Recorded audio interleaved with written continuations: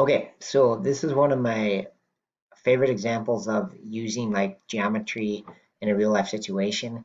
This comes from a high school student who was in metals class, and I forget exactly what he was making, but he had a square piece of metal that was 12 by 12, and he wanted to cut off the corners and make it into an octagon, and he wanted it to be the biggest possible octagon, and he wanted it to be a regular octagon, right? And by regular, I mean all the sides and angles are the same.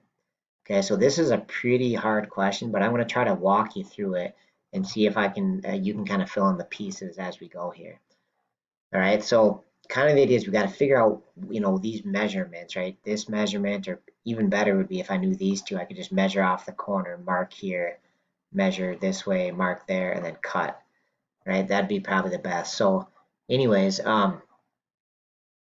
let's see. So the way I'm going to do this is I'm going to label. I think this dimension would be the most useful. So I'm going to call that X. I'm going to label it all the way around, right? Those are all little X's. They're the same amount, all right? And so then I want to see, can you find this side, find an expression for it? Because these are also all the same. Like this one, this one, this one, this one, this one, this one, this one, this one. So see if you can find an expression, given that this is a right triangle, what would be expression for that? Okay, and there'd be a few ways to do it, but I would probably do the Pythagorean theorem, right? So x squared plus x squared has to equal, I guess I'll call that thing y squared, even though I put a question mark there.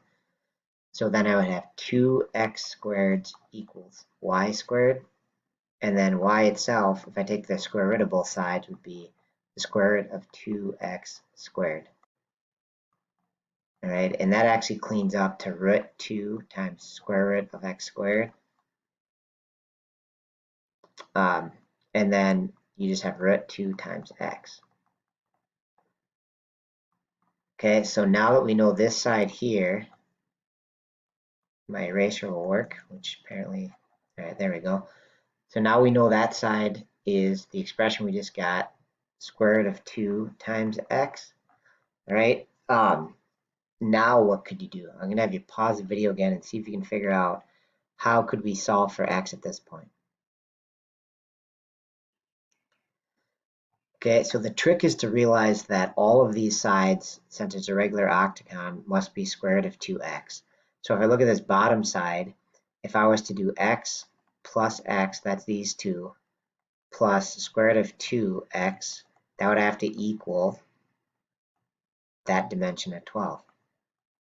Okay, and so now it's an equation that has x in it, which is something hopefully we'd be able to solve. So um, this would just be 2x, x plus x, and then the square root of 2 is like 1.4 something. So I'm just going to round that to 1.4. So if you add those together, we get 3.4x equals 12. And then divide both sides by 3.4 and we get our dimension. So we can do 12.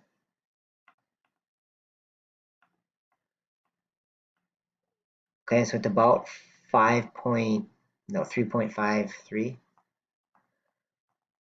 Okay, and so we could kind of verify that, but I think we'd be okay. We're saying these ones should be 3.53, both of those, right? And that's what we're going to measure and cut. And then this would be in the middle, then would have to be, let's see, everything else. So that is going to be about 7. So this would leave about 5 right there.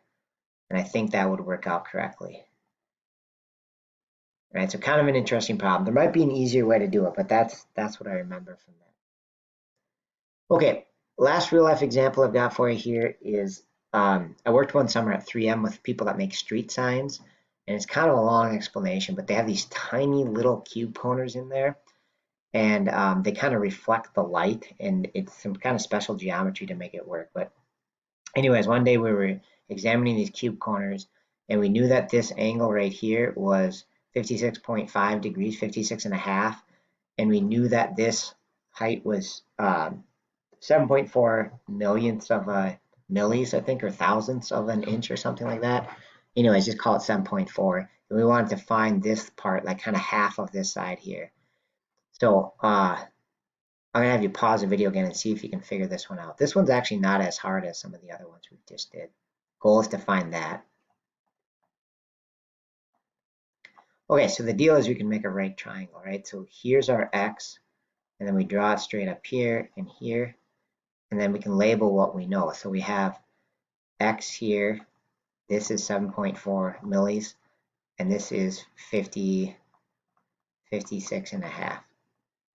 Okay, so now we can just do sine, cos, or tan. We have op and adjacent, so that's TOA. Okay, so we're just going to do tan of 56.5 equals op over x. Sorry, op over adjacent, so 7.4 over x. And now just do tan 56.5 on the calculator. That'll give us a ratio. So it's about 1.51.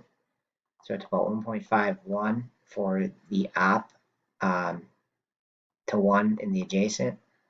And we have to set it equal to our ratio of 7.4 to x, and now just use cross products. So you get 1.51 x, multiply these together, multiply those together, equals 7.4.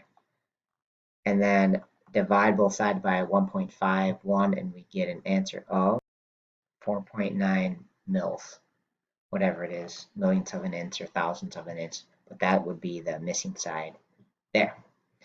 All right, and kind of a cool story with this is the guy I was working with was a really smart guy, but this is actually his picture. He drew this whole picture and then did all the little math to find the right amount. It was kind of interesting example of as smart as he was, he still had to show his work to get it right. So, okay, that's all I got for some real life examples. Thanks for watching.